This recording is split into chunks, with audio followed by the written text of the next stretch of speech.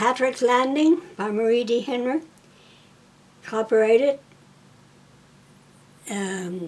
Chapter 4, Episode 22. As he ate, he watched her and Amanda wash up the dishes in a large pan they had filled with hot water from the heating kettle. Amanda dried the dishes while his mother washed.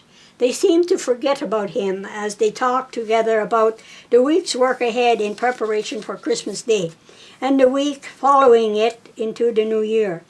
Both women wore long woolen skirts and white blouses covered with white aprons, all made by his mother. He sighed. A wife is what I want, yes, a wife like mother, who can cook like her, work like her, and with a whole lot of her character and personality. By the time he had finished eating, the adult members of the family had all gone to do their morning chores. He got up and took his dirty dishes over to Amanda, who had taken over the washing of the forks and knives in fresh soapy water. He stood there for a few seconds before she turned to him. Her blue eyes and black hair contrasted sharply with her creamy white skin. She took the dishes from him and plunked them into the hot water and began to scrub them with the dishcloth. She is very pretty, Oswald thought. She is only a few years younger than me. I feel closer to her than I do to Willie and Patrick, he thought. He almost told her about his plans for Christmas, but held back, knowing she would be disappointed that he would not be with them after being away since fall. Instead, he asked, "How has Papa been? Is he able to help Mama at all with the work?" She shook her head. She looked up around at him. "No, he has not been able to do anything much but sit around and complain about his pains. I have taken over the work that he did. Mama milks the cows, though I can't do that. They won't stand still for me. I guess I don't have the gentle touch Mama has, and she don't like the way I pull on their tits, I guess. I keep the fires going at night and bring in the wood and help with the housework. Willie and Leonard do the feeding and mucking out of the barn and water the horses and cows and the pig, and Mama looks after the hens. He keeps us all busy. Mama gets pretty tired, and when she works at the loom now and knit mittens and socks, her eyes bother her a lot. Papa's eyes are failing him too." He put his hand on her shoulder. "I know it is rough with all the hard work. Have you managed to get out at all since I left?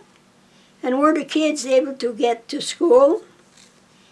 She turned away from him and, picking up the large pan of dishwater, replied sardonically, "Who is there around here that I would want to take me out?"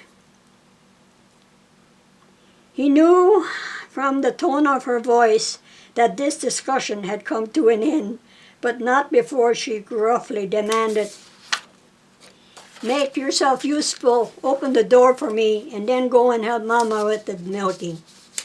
She started towards the door, fully confident her demand would be met. He had to quickly step past her to reach the door. She walked through it and on into the porch, where he had to squeeze past her to open that door.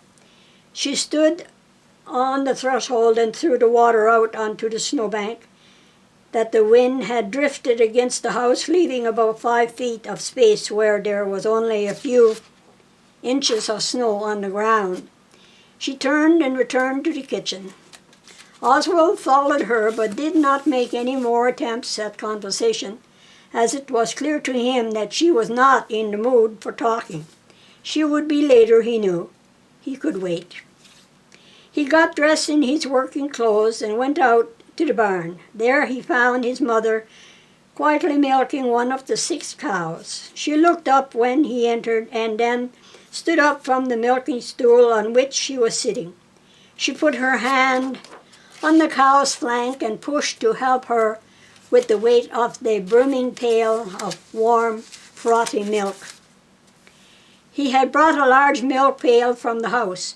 She handed him the full pail and stood and took the empty one, and in her soft, gentle voice that always filled him with tenderness for her, said, "Take this to the house. I will finish the milking. The cows will not give their milk to you. You have been away from them for too long. You can come back and feed them their hay for me." The end of episode 22.